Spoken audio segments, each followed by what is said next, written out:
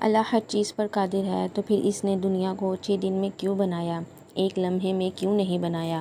قرآن میں اللہ فرماتا ہے کہ بے شک ہم نے آسمان اور زمین کو 6 دنوں میں بنایا ہے۔ ہمیں تھکن کا کوئی احساس نہیں ہوا، لیکن سوال ہے 6 دن ہی میں کیوں؟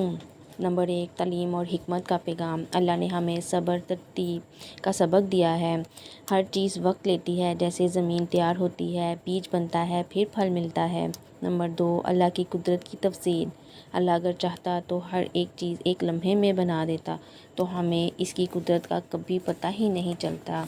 نمبر 3، انسان کے لیے یہ دنیا اچانک نہیں بنی، اس کے پیچھے ارادہ تھا۔ جیسے انسان کی زندگی میں ہر موڑ، ہر وقت کا ایک مقصد ہوتا ہے، ہر دن ایک نیا سبق ہوتا ہے۔